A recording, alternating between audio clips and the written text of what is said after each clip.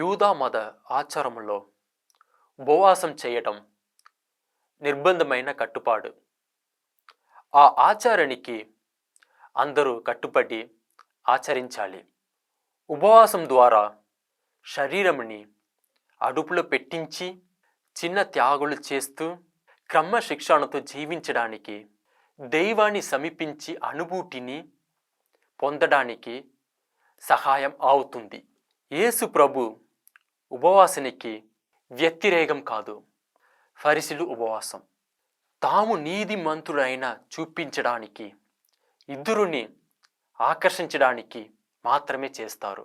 వారి ఉపవాసం ఇతరులు చూస్తారని దైవాన్ని మరించి ఆచారాలకు ప్రాధాన్యం ఇవ్వడం సరికాదు. పెండ్లి కుమారుడైన యేసు వారితో ఉండగా సంతోష సాంబ్రాలు జరగాలి. ఉపవాసం ద్వారా విశ్వాసులు క్రీస్తుని శ్రమలో పాల్గొనవచ్చు. ప్రపంచిక విశ్వాసాన్ని విడిచిపెట్టి ఆయన చేతును చేరవచ్చు. ఉపవాసం ద్వారా మనకు దేవుని అవసరం ఎంతో తెలుస్తుంది.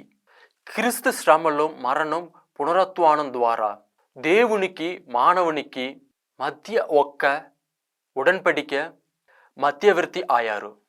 క్రీస్తు పాప కట్టుబాట్లు, ఆచార అలవాట్లు పరిష్కరించి నూతన బోధనతో మన హృదయాల్ని మార్చిస్తున్నారు.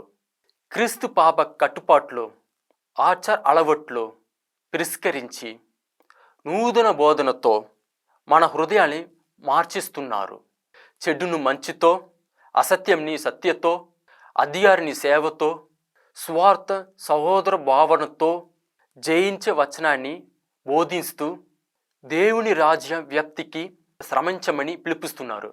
స్వార్థ సహోదర భావనతో జయించే వచనాన్ని బోధిస్తూ దేవుని రాజ్య వ్యాప్తికి శ్రమించమని పిలుపుతున్నారు. మనుషులను సంతోషం పెట్టవే విషయాలకే కాదు, దేవుని మహిమ పెంచే విషయాలకి జీవించే విశ్వాసం, నమ్మకాన్ని పెంపొందాం. ఆమేన్.